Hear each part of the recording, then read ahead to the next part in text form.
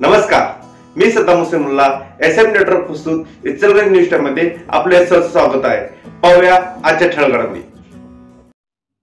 इचलकरंजी गणेशनगर जय महाराष्ट्र गणेशोत्सव मंडळ यांच्या वतीने कैलासवासी नितीन जांभळे यांच्या स्मरणात मोफत वृत्तपत्रे वाचनालयाचे उद्घाटन.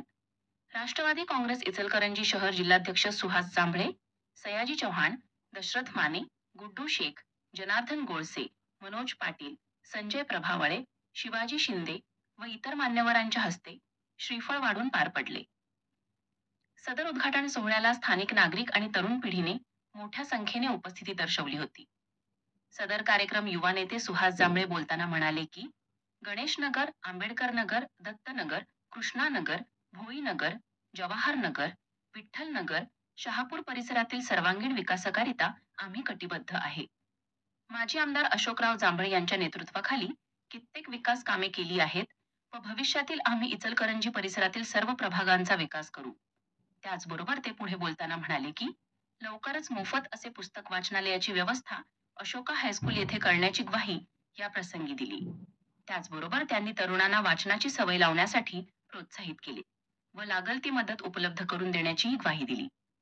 दशरथ माने यांनी सदर वाचनालयाकरिता मोफत 1000 पुस्तकं देण्याची घोषणा केली.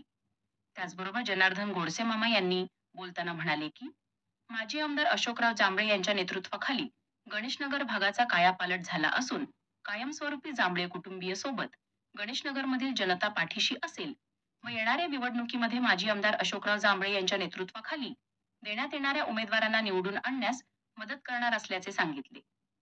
या प्रसंगी गुड्डू शेख बोलताना म्हणाले की वाचनाचे महत्त्व, वाचनाच्या सवयीचे फायदे खूप असून प्रत्येकाने वाचन करणे आवश्यक आहे.